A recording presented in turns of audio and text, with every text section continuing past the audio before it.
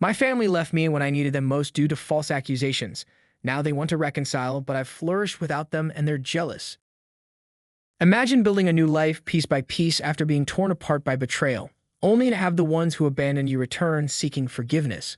What would you do? What if the very people who cast you out when you needed them most now stand at your door apologizing? Could you ever forgive, or has the past done too much damage? Today, we dive into one man's incredible journey from rock bottom to finding peace, only for his family's sudden return to stir up old wounds. Do they deserve a second chance?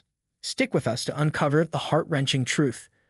My ex-girlfriend cheated on me, and after I found out and confronted her about it, she got scared and told nearly everybody we knew that I had raped her to cover up her cheating.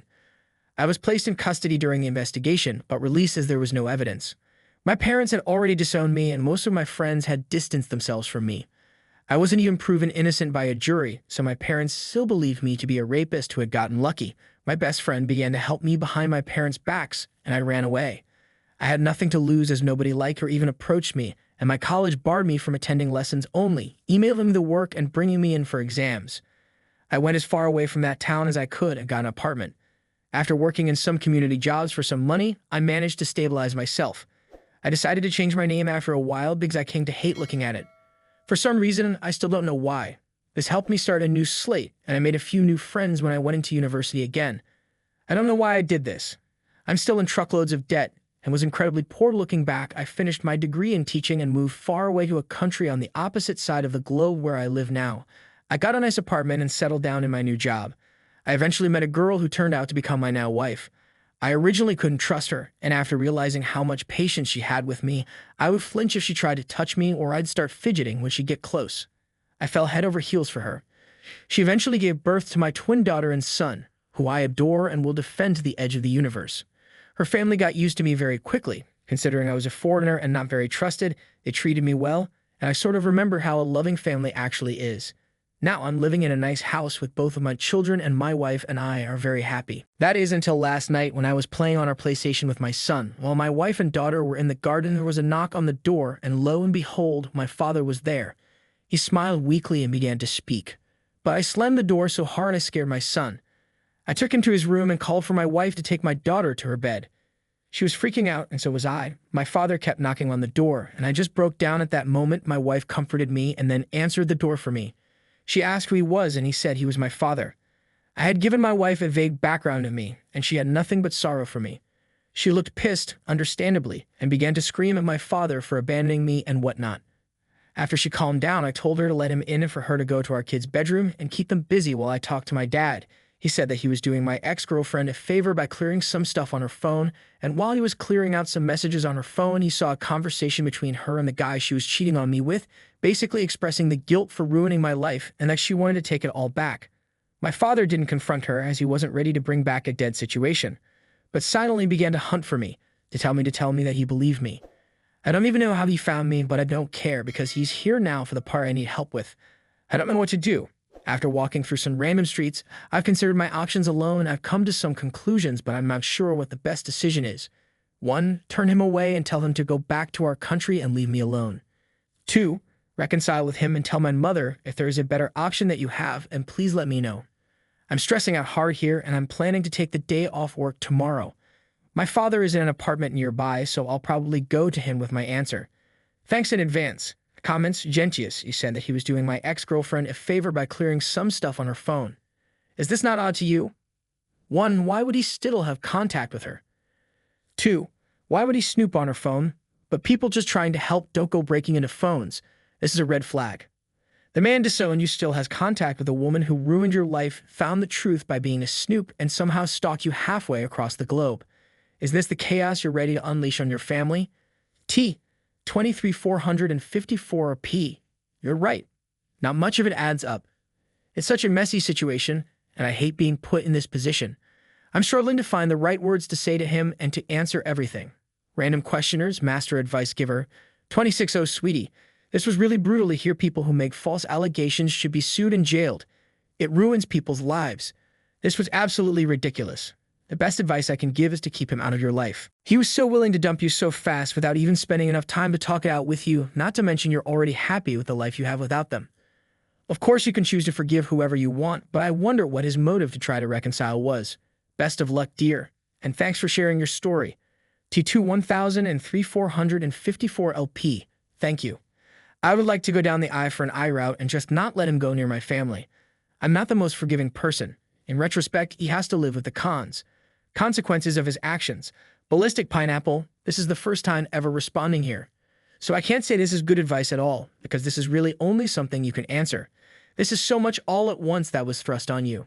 I think having your father go back home will be good, giving you time to fully decompress and understand what is happening. You can always reach out to him if you're ever ready to, but having this situation forced on you is not the best. This is something that you can have control over. This is your life now, and you get to say how you want this situation to be handled now. So you should think about what would give you the most control to process this information and formulate a plan. You do this at your own speed and take as much time as you need. T23 454 LP. Yeah, in the end, it's going to be my choice as to what to do. I'd accepted that much. My son asked me if he was a few hours ago, and I can't muster up the courage to tell him that it was his grandfather. More info. I know that it comes down to whether I want them in my life or not. I know I won't receive a definitive answer to all my questions. I guess I'm just trying to wrap my head around it all while putting together different answers from different people. Looking back, I'm baffled as to why they just dumped me like that. Maybe she made some fake texts, but she would have shown the police, and I vividly remember them saying there was little to no evidence backing her up. Not much of it adds up, and I still struggle to connect the dots, not that I want to. It all merges into a bad dream at times. Thanks anyway, and I'll get to a choice eventually. Update 1. Hi everyone. I'm sorry that I haven't said anything recently. I have come to the decision that I will not reconcile with my father. I simply couldn't find it in myself to forgive him. Some of you might want a story. So here's how it went down. The day after I made the post, I visited my father in his hotel, and I told him that I wouldn't reconcile with him or anything like that. He had tears in his eyes, but was understanding. He said he told my mother about what happened and cut my ex-girlfriend off from the family entirely, as many of you questioned. I asked him why they were still in contact with her. He said that she apparently felt too guilty to really let us go. I'm not too inclined to believe it, as were many of you, but it's closure enough for me. Apparently, my mother didn't take the news too well and tried to get my phone number, but my father didn't let her. I'm not sure what I can really trust, given that I feel most of it is just a ploy to get me back into their lives, but after they threw me out onto the streets like a rabid dog, it just makes me sick. My son did end up asking who was at the door, but I told him that it was a colleague. When they're older or going through tough times, I plan to tell both of them what happened to me in my past, to let them know that I understand we're all fine. It shook me up a bit, but I hope I have my father's word in him, keeping my new life a secret. If anything else happens, I'll keep you updated, but I think the matter is resolved for now. Thank you all so much for the support and good words. If anybody you know has gone through the things, I will be there for them. You cannot throw them to the streets. Always stay alongside them and make sure they are happy, even if they have to move across the planet to be so. Update 2, I was living peacefully before my father found me, and it kicked off a chain of events that led to this post. I recently had an incident with my family involving them breaking a promise. It angered me incredibly, and after a lot of thought, I decided I would face them directly. I flew back to my home country and met with everybody involved, my mom, dad, brother, even the girl who accused me. I was nervous, of course, but I was shocked when I realized I didn't really see them as family. I recognized them, of course, but I didn't see them the way I see my wife, my kids, and my in-laws. My mother started by breaking into tears and trying to apologize. I just felt disgusted by it. My father comforted my mother, and my brother was the one who kept his composure and initiated the conversation. He asked me how I was doing, and I responded by telling him to cut any small talk and that this meeting was on my terms. I told all of them that I was not looking for reconciliation and I simply wanted closure.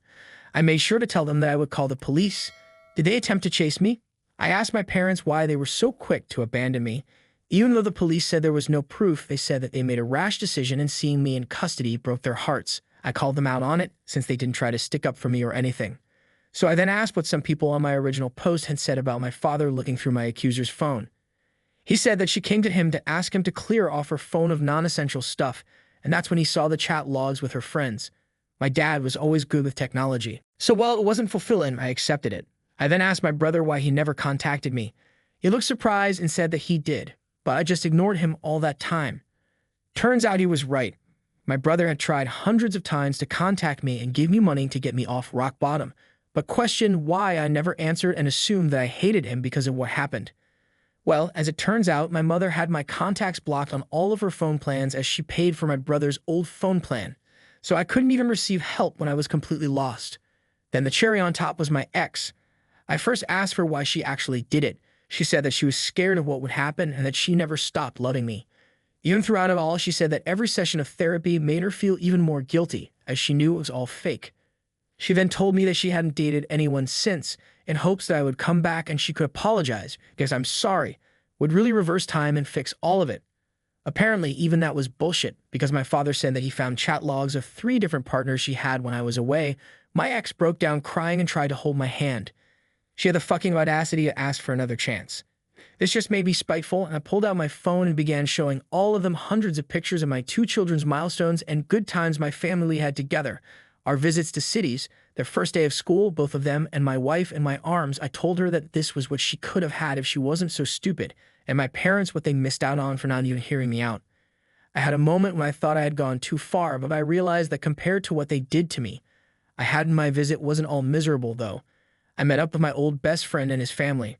They were happy to see me, and I was so grateful for them taking me and when it felt like the whole world was against me. I plan to return to the country one day to show my kids where half of their culture comes from.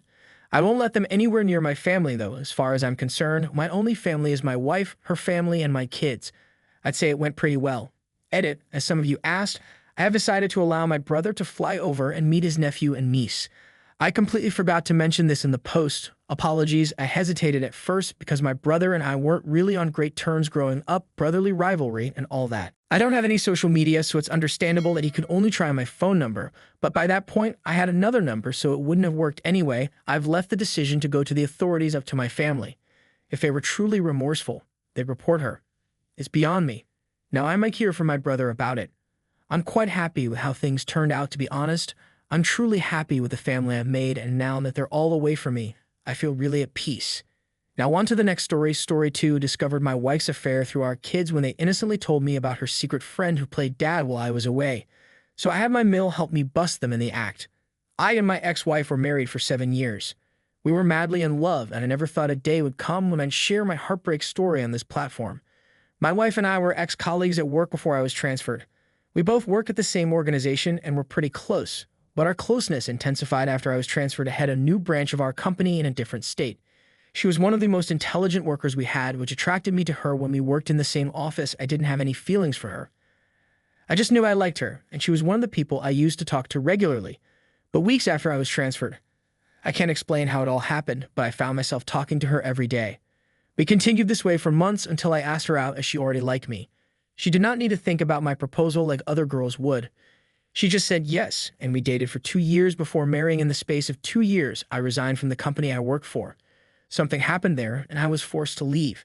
But luckily for me, I found another job in our state shortly after the office incident, and I moved back. This second job was way better than the first, but the only disadvantage was that it demanded I travel regularly. In the first year of our marriage, my wife and I had a daughter, and in the 4th year, she gave birth to a boy. Becoming a father was one of the best things that happened to me, and I sacrificed so much to ensure my wife and kids were comfortable. My wife was also a hard worker, so together, we joined forces and raised our 2 beautiful kids. We barely had any issues, and even if we did well, it was nothing we couldn't fix. Aside from being a good father, I tried my best to be a good husband too, and I would occasionally treat my wife to special dinners or whatever she wanted. Most of the time, we would send the kids to her mother's house and spend the whole weekend together. We occasionally did this because I did not want us to get overwhelmed with making a living and forget to enjoy our marriage as we grew older. Also, we tried as much as possible to go on a vacation every year, even if it would be a 1-week vacation. I'm sharing all this to show that I played my part in being a good husband, and I treated my wife as a queen with all the things I did for her and our kids. I didn't expect her to stoop so low to do what she did. Even though I knew she was earning a decent amount, we split the bill 60/40. I took care of most of the things, and if anyone sacrificed the most in our years of being married, it was me. I supported her in both good and bad times, including the time she had issues with her mother for 2 years, and for those 2 years she did not let her mother see the kids. There was absolutely nothing I didn't do to support her. If she wanted something that I wasn't comfortable with, whether it was too expensive or unnecessary, I'd do it for her and make her happy. All this while, I thought I was doing what every husband would do for his wife and family, but I didn't know I was wasting my time. I wouldn't have even known my wife was cheating on me if things did not unfold the way they did that day.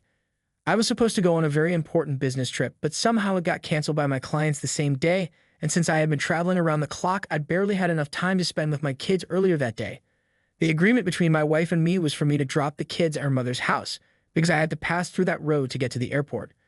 But after the meeting was canceled 2 hours before my departure, I decided not to drop off the kids anymore so I could spend time with them. We played various games together, and it was so much fun. Meanwhile, I made a deal with the kids that if they could catch me in our tag game, I would give them ice cream. Giving them ice cream meant I would break their mother's rules of having ice cream twice a day, but we promised one another we wouldn't tell. As the kids were eating their ice cream, I noticed they were whispering something to each other, and when I asked what it was, they made me promise I wouldn't tell my wife. Once they said that I was curious and promised not to tell so they could open up to my greatest surprise, the kids told me my wife had a secret friend, and whenever I traveled for a business trip, she would invite her secret friend over to come and pretend to be their dad until I returned. They even went into details and told me my wife's secret friend would spend the night in our room with my wife, and if I was coming home on the evening of a particular day, my wife's secret friend would leave early that morning. When they said this, I was sure they didn't make it up, because this wasn't the kind of thing children could make up on their own. They told me because my wife's secret friend always gave them ice cream in secret too, and they would all promise not to tell their mom about it. I was so livid when I heard that a stranger was coming into my house to feed my kids, and my wife led him to avoid exposing what I found out. I asked my kids to not say anything to their mom, and they promised not to. Later that evening, when my wife came home, I smartly tried to get information from her, but it wasn't forthcoming. So I stopped. I tried to go through her phone when she was sleeping that night, but couldn't find anything. So I decided to catch her in the act. 2 days after my kids opened up, I lied to my wife and told her I was going on a business trip and would be back after 4 days. She went grocery shopping that morning and took the kids with her, while leaving me at home to prepare. I told her I wasn't driving and would hire an Uber to take me to the airport, and she believed me. About an hour later, she returned from her grocery shopping, and shortly after she did, a man showed up at our house, and I watched from the basement window as my wife gave him a passionate welcome kiss before inviting him inside our home. She believed I was on my way to my business trip and didn't know I was hiding in the basement. As soon as she and her lover stepped inside the house, I called her mother and told her everything. I told her to come and help her daughter pack her stuff out of my house because our marriage was officially over. Then I ended the call and waited. Moments later, I heard a car screech into the driveway and immediately it parked. Her mother jumped out and started yelling and screaming. I'm sure my wife was shocked to see her mother there, but nothing surpassed the shock she had on her face when she saw me come out of the basement. She was speechless and didn't even know what to say. I was so disappointed that I couldn't even question her or confront her lover. I simply told her to leave my house before I returned, and I took my kids out so they wouldn't see how their grandmother would tear their mother apart. Later that week, I conducted a paternity test for my children, and we were a match. Then I explained the horrible things their mother did by bringing someone else to act like their father to them. I'm not sure they understood that completely, but at least they understand why I divorced their mother. I hired a good lawyer, and he helped me get custody of my kids. Now my kids are all I have, and even if I marry again, it will be when they get older. She has often tried sending the kids to come and talk to me on her behalf, but I have warned them about that. Forgiveness is a path to healing or a gateway for pain to return. Our protagonist's life was shattered by betrayal and false accusations, but he rebuilt himself stronger. Now faced with his family's return, the choice he makes could change everything. What would you do in his shoes? Would you risk reopening old scars or keep the door to your past firmly shut? Let us know in the comments, and don't forget to like and subscribe for more gripping stories that challenge your mind and touch your heart. Until next time, stay curious, and remember, sometimes it's okay to walk away.